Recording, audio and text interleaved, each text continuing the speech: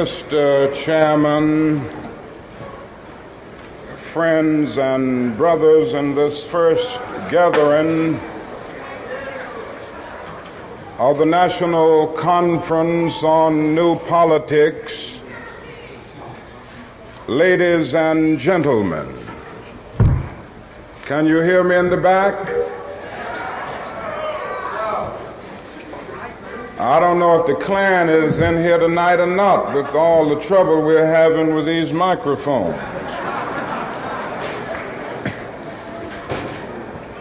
And seldom, if ever,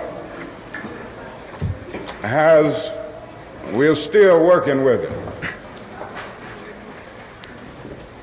As I was about to say, seldom, if ever, has such a diverse and truly ecumenical gathering convened under the aegis of politics in our nation. And I want to commend the leadership of the National Conference on New Politics for all of the great work that they have done in making this significant convention possible. Indeed, by our very nature, we affirm that something new is taking place on the American political horizon. We have come here from the dusty plantations of the Deep South and the depressing ghettos of the North. We have come from the great universities and the flourishing suburbs. We have come from Appalachian poverty and from conscience-stricken wealth. But we have come. And we have come here because we shared a common concern for the moral health of our nation. We have come because our eyes have seen through the superficial glory and glitter of our society and observe the coming of judgment. Like the prophet of old, we have read the handwriting on the wall. We have seen our nation weighed in the balance of history and found wanting.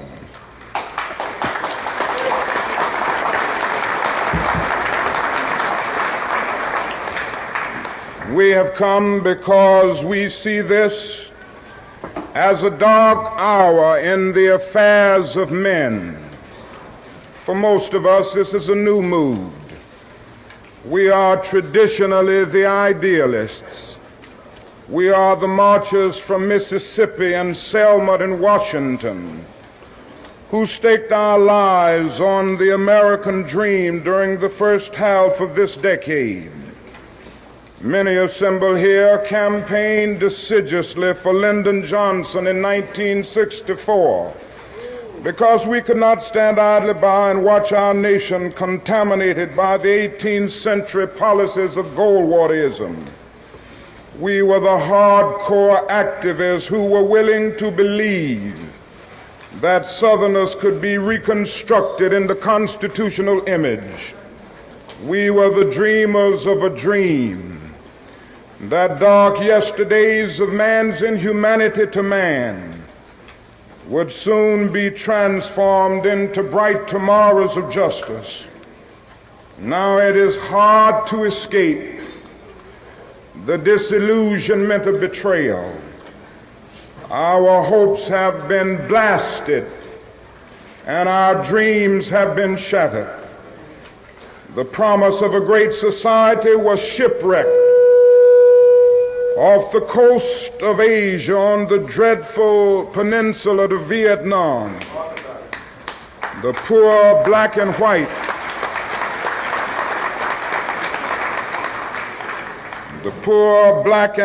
are still perishing on a lonely island of poverty in the midst of a vast ocean of material prosperity. What happens to a dream deferred? It leads to bewildering frustration and corroding bitterness. I came to see this in a personal experience here in Chicago last summer. And all the speaking that I have done in the United States before varied audiences, including some hostile whites, the only time that I have ever been booed was one night in our regular weekly mass meeting by some angry young men of our movement. I went home that night with an ugly feeling. Selfishly, I thought of my sufferings and sacrifices over the last 12 years. Why would they boo one so close to them? But as I lay awake thinking, I finally came to myself, and I could not for the life of me have less than patience and understanding for those young men. For 12 years, I and others like me had held out radiant promises of progress. I had preached to them about my dream. I had lectured to them about the not too distant day when they would have freedom, all here now. Amen. I had urged them to have faith in America and in white society. Their hopes had soared. They were now booing me because they felt that we were unable to deliver on our promises. They were booing because we had urged them to have faith in people who had too often proved to be unfaithful. They were now hostile because they were watching the dream that they had so readily accepted turn into a frustrating nightmare. This situation is all the more ominous in view of the rising expectations of men the world over. The deep rumblings that we hear today, the rumbling of discontent, is the thunder of disinherited masses rising from dungeons of oppression to the bright hills of freedom. All over the world, like a fever, freedom is spreading in the widest liberation movement in history. The great masses of people are determined to end the exploitation of their races and lands. And in one majestic chorus, they are singing in the words of our freedom song, "Ain't gonna let nobody turn us around."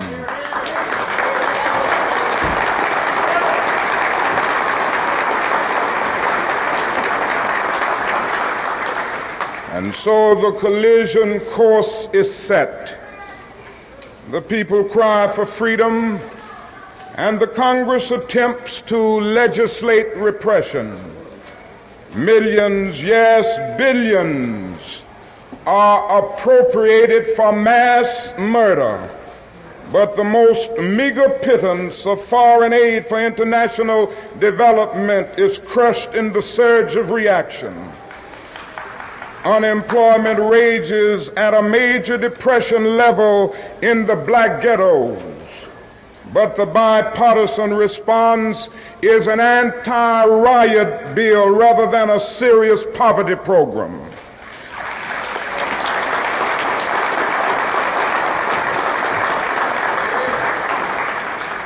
The modest proposals for model cities, rent supplement, and rat control, pitiful as they were to begin with, get caught in the maze of congressional inaction.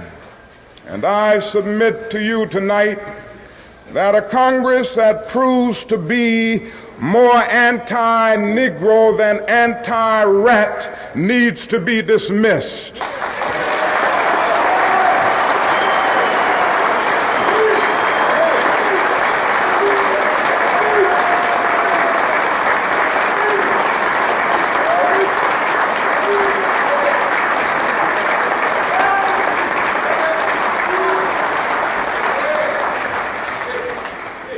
It seems that our legislative assemblies have adopted Nero as their patron saint and are bent on fiddling while our cities burn.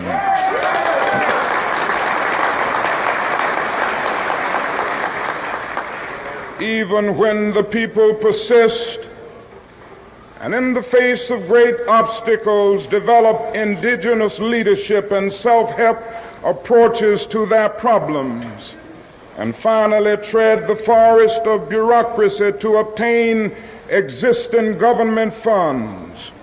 The corrupt political order seeks to crush even this beginning of hope. The case of CDGM in Mississippi is the most publicized example, but it is a story repeated many times across our nation. Our own experience here in Chicago is especially painfully present. After an enthusiastic approval by HEW's Department of Adult Education, SCLC began an adult literacy project to aid 1,000 young men and women who have been pushed out of overcrowded ghetto schools in obtaining basically literacy skills prerequisite to receiving jobs. We had an agreement with A&P Stores for 750 jobs through SCLC's job program, Operation Breadbasket, and had recruited over 500 pupils the first week. At that point, Congressman Kuczynski and the Daily Machine intervened and demanded that Washington cut off our funds or channel them through the machine-controlled poverty program in Chicago. Now we have no problem with administrative supervision, but we do have a desire to be independent of machine control and the Democratic Party patronage network. For this desire for a politically independent approach to the needs of our brothers, our funds are being stopped as of September 15th, and a very meaningful program discontinued. Yes, the hour is dark. Evil comes forth in the guise of good. It is a time of double talk when men in high places have a high blood pressure of deceptive rhetoric and an anemia of concrete performance.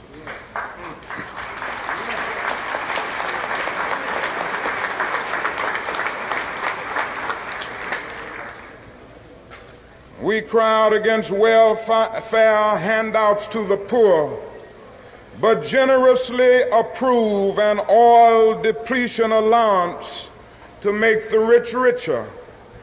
6 Mississippi plantations receive more than $1 million a year not to plant cotton, but no provision is made to feed the tenant farmer who is put out of work by the government subsidy.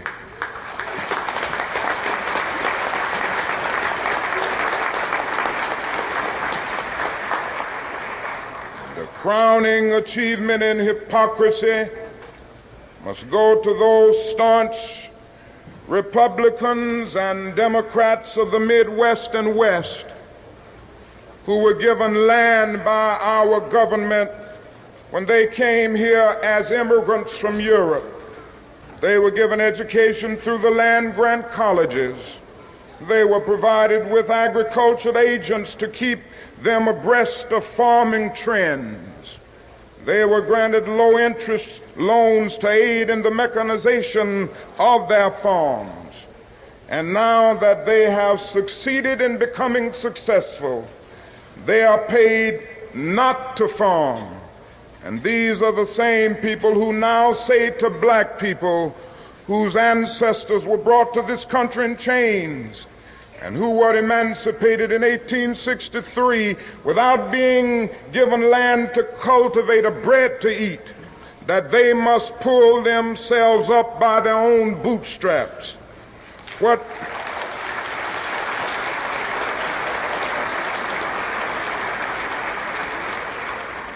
they truly advocate is socialism for the rich and capitalism for the poor.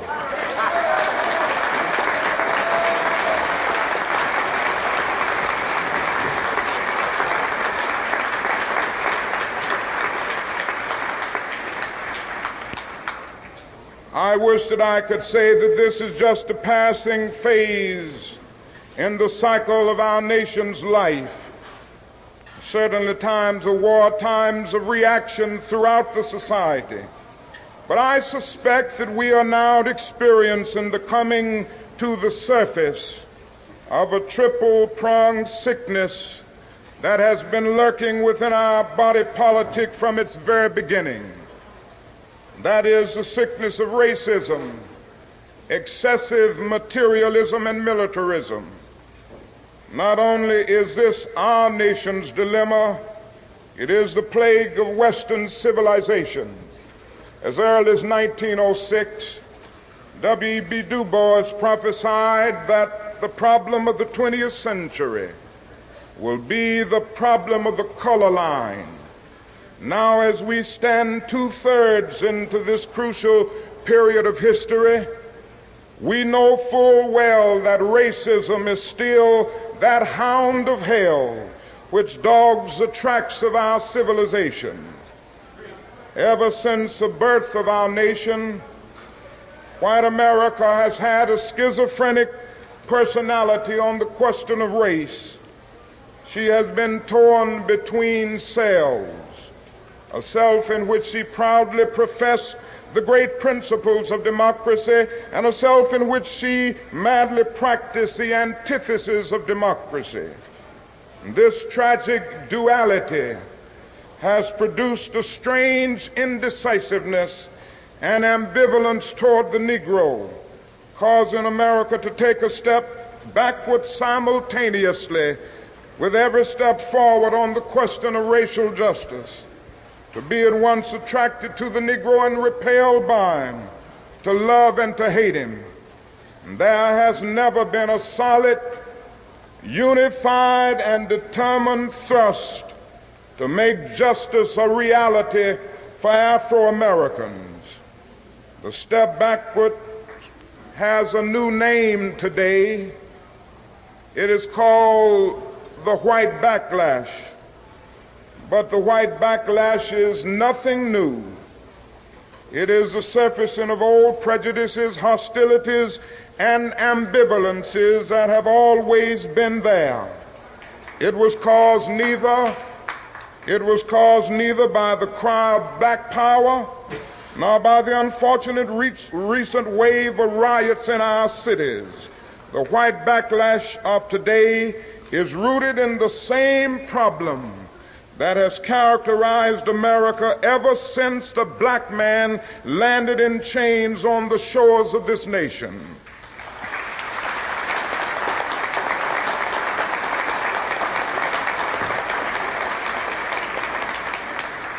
This does not imply that all white Americans are racist. Far from it. Many white people have, through a deep moral compulsion, fought long and hard for racial justice. Nor does it mean that America has made no progress in her attempt to cure the body politic of the disease of racism, or that the dogma of racism has not been considerably modified in recent years. However, for the good of America, it is necessary to refute the idea that the dominant ideology in our country, even today, is freedom and equality, while racism is just an occasional departure from the norm on the part of a few bigoted extremists. Racism can well be that corrosive evil that will bring down the curtain on Western civilization. Arnold Toynbee has said that some 26 civilizations have risen upon the face of the earth. Almost all of them have descended into the junk heaps of destruction. The decline and fall of these civilizations, according to Toynbee, was not caused by external invasions, but by internal decay. They failed to respond creatively to the challenges impinging upon them. If America does not respond creatively to the challenge to banish racism, some future historian will have to say that a great civilization died because it lacked the soul and commitment to make justice a reality for all men.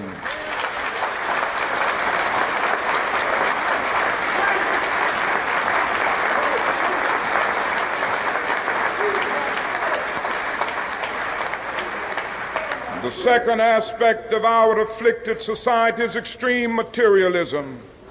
An Asian writer has portrayed our dilemma in candid terms. He says, "You call your 1,000 material devices labor-saving machinery, yet you are forever busy. With the multiplying of your machinery, you grow increasingly fatigued, anxious, nervous, dissatisfied. Whatever you have, you want more. And wherever you are, you want to go somewhere else. Your devices are neither time-saving nor soul-saving machinery. There are so many sharp spurs which urge you on to invent more machinery and to do more business. This tells us something about our civilization that cannot be cast aside as a prejudiced charge by an Eastern thinker who is jealous of Western prosperity. We cannot escape the indictment. This does not mean that we must turn back the clock of scientific progress. No one can overlook the wonders that science has wrought for our lives. The automobile will not abdicate in favor of the horse and buggy, of the train in favor of the stagecoach, of the tractor in favor of the hand plow, of the scientific method in favor of ignorance and superstition. But our moral lag must be redeemed. When scientific power outruns moral power, we end up with guided missiles and misguided men.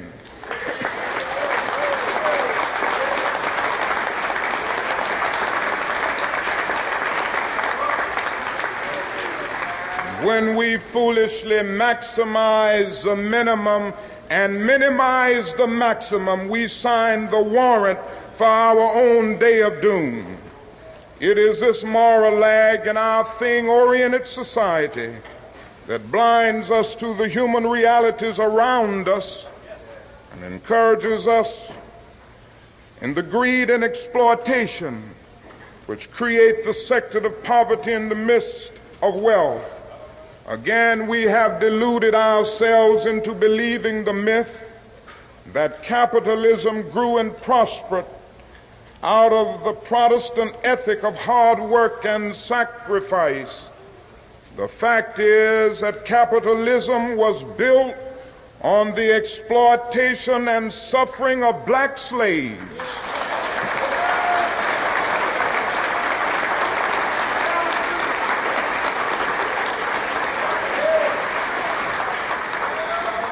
And continues to thrive on the exploitation of the poor, both black and white, both here and abroad.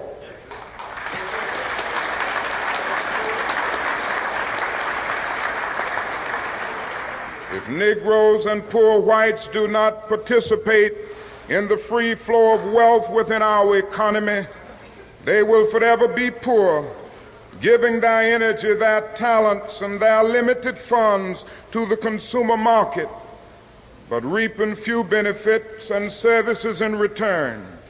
The way to end poverty is to end the exploitation of the poor, ensure them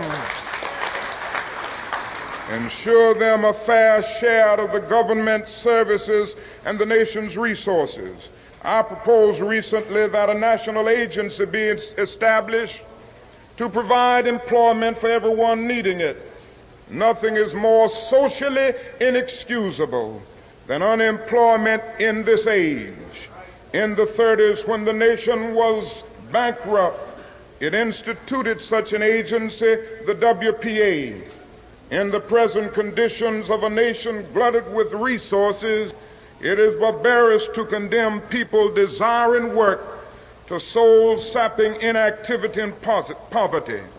And I am convinced that even this one massive act of concern would do more than all the state police and armies of the nation to quell riots and still hatreds. And the tragedy is that our materialistic culture does not possess the statesmanship necessary to do it. Victor Hugo could have been thinking of 20th century America when he wrote, "There's always more misery among the lower classes than there is humanity in the higher classes."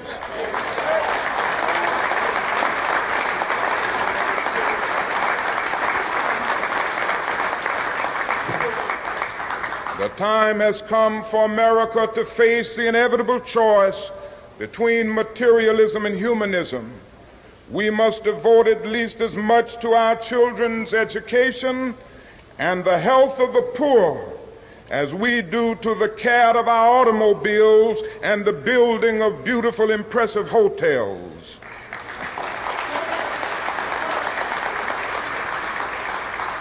We must also realize that the problems of racial injustice and economic injustice cannot be solved without a radical redistribution of political and economic power.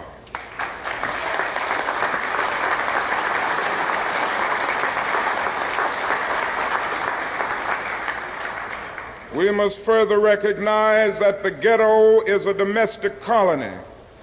Black people must develop programs that will aid in the transfer of power and wealth into the hands of residents of the ghetto so that they may in reality control their own destinies.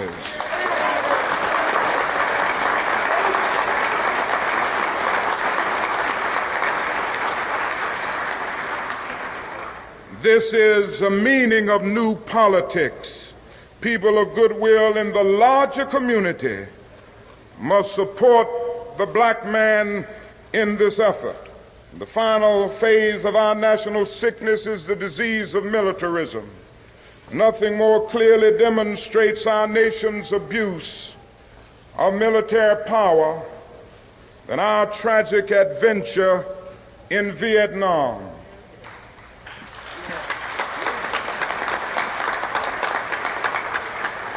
This war has played havoc with the destiny of the entire world. It has torn up the Geneva Agreement. It has seriously impaired the United Nations. It has exacerbated the hatred between continents and, worse still, between races. It has frustrated our development of at home, telling our own underprivileged citizens that we place insatiable military demands above their most critical needs. It has greatly contributed to the forces of reaction in America and strengthened the military-industrial complex. And it has practically destroyed Vietnam and left thousands of American and Vietnamese youth maimed and mutilated, and expose the whole world to the risk of nuclear warfare. Above all, the war in Vietnam has revealed what Senator Fulbright calls our nation's arrogance of power. We are arrogant in professing to be concerned about the freedom of foreign nations while not setting our own house in order. Many of our senators and congressmen vote joyously to appropriate billions of dollars for the war in Vietnam. And many of these same senators and congressmen vote loudly against a fair housing bill to make it possible for a Negro veteran of Vietnam to purchase a decent home.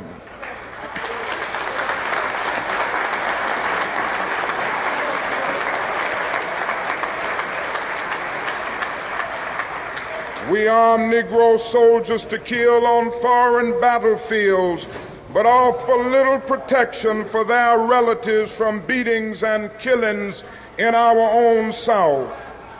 We are willing to make the Negro 100% of a citizen in warfare, but reduce him to 50% of a citizen on American soil. No war in our nation's history has ever been so violative of our conscience, our national interests, and so destructive of our moral standing before the world. No enemy has ever been able to cause such damage to us as we inflict upon ourselves. The inexorable decay of our urban centers has flared into terrifying domestic conflict as the pursuit of foreign war absorbs our wealth and energy. Squalor and poverty scar our cities as our military might destroys cities in a far-off land to support oligarchy to intervene in domestic conflict. The president who cherishes consensus for peace has intensified the war. In answer to a cry to stop the war, it has brought tauntingly to 1 minute's flying time from China, to a moment before the midnight of world conflagration. We are offered a tax for war instead of a plan for peace. Men of reason should no longer debate the merits of war or means of financing war. They should end the war and restore sanity and humanity to American policy.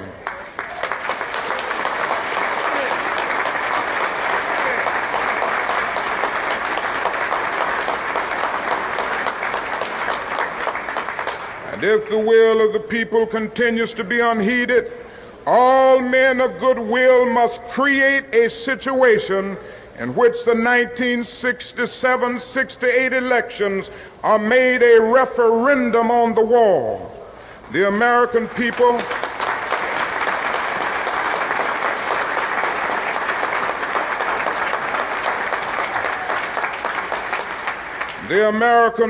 must have an opportunity to vote into oblivion those who cannot detach themselves from militarism, and those who lead us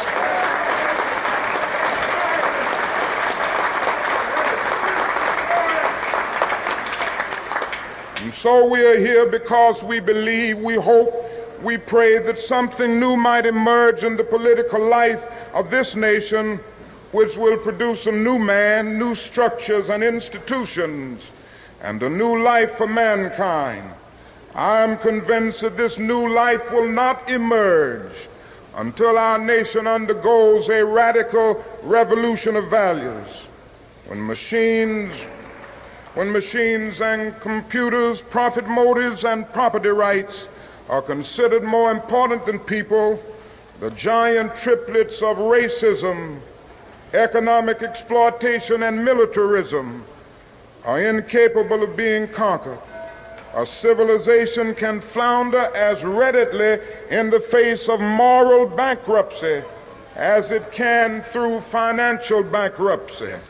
A true revolution of values will soon cause us to question the fairness and justice of many of our past and present policies. We are called to play the Good Samaritans on life's roadside, but that will only be an initial act. One day the whole Jericho road must be transformed so that men and women will not be beaten and robbed as they make their journey through life. True compassion is more than flinging a coin to a beggar. It understands that an edifice which produces beggars needs restructuring.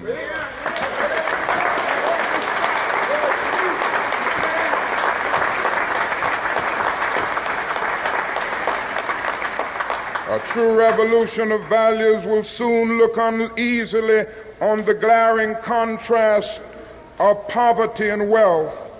With righteous indignation, it will look at thousands of working people displaced from their jobs with reduced income as a result of automation, while the profits of the employers remain intact, and say this is not just.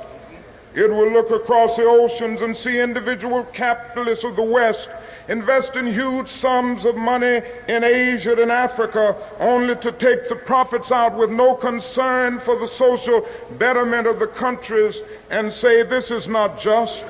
It will look at our alliance with the landed gentry of Latin America and say this is not just. A true revolution of values will lay hands on the world order and say of war, this way of settling differences is not just. This business of burning human beings with napalm, of filling our nation's homes with orphans and widows, of injecting poisonous drugs of hate into the veins of peoples normally humane, of sending men home from dark and bloody battlefields physically handicapped and psychologically deranged, cannot be reconciled with wisdom, justice, and love.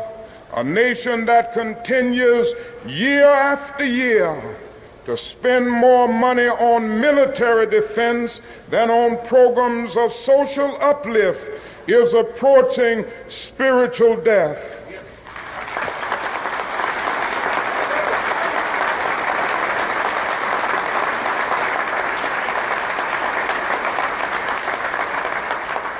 So what we must all see is that these are revolutionary times.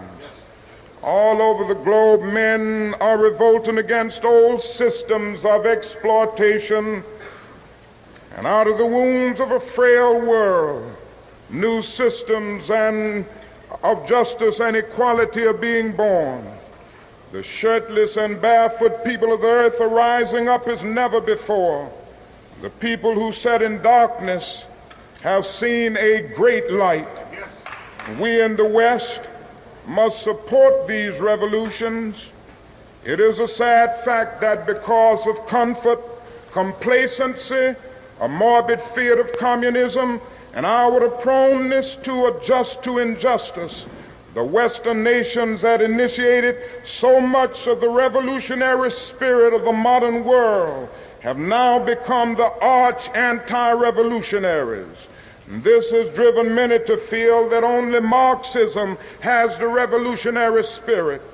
Communism is a judgment.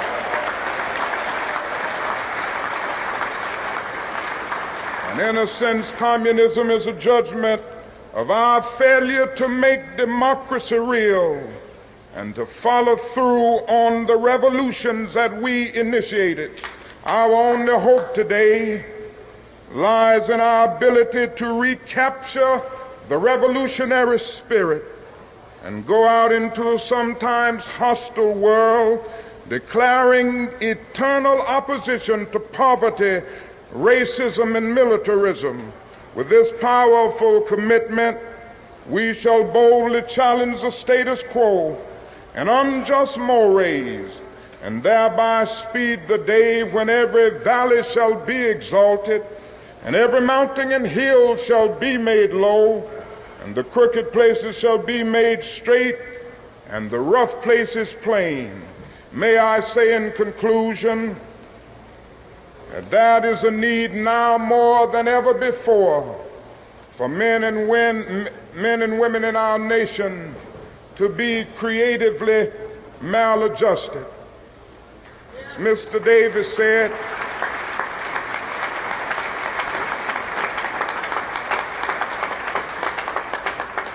and I say to you that I choose to be among the maladjusted. As my good friend Bill Coffin said, there are those who have criticized me and many of you for taking a stand against the war in Vietnam and for seeking to say to the nation that the issues of civil rights cannot be separated from the issues of peace.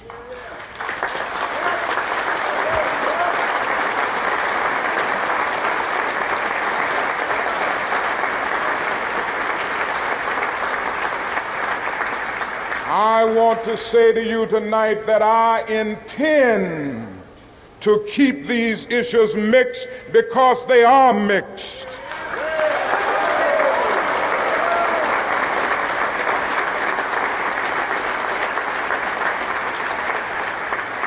Somewhere we must see that justice is indivisible. Injustice anywhere is a threat to justice everywhere.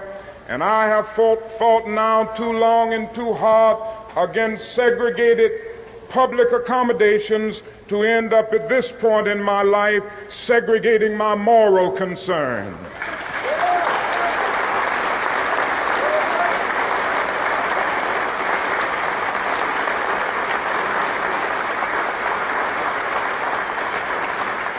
So let us stand in this convention knowing that on some positions, cowardice asks the question, is it safe? Expediency asks the question, is it politic? Vanity asks the question, is it popular? But conscience asks the question, is it right? And on some positions,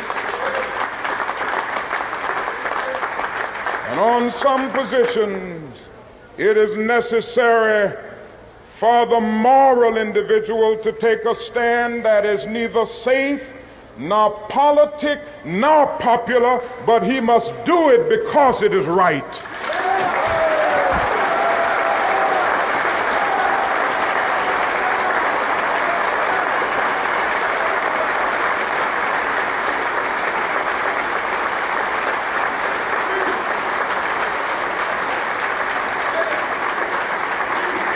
And we say to our nation tonight, we say to our government, we even say to our FBI, we will not be harassed. We will not make a butchery of our conscience. We will not be intimidated, and we will be heard.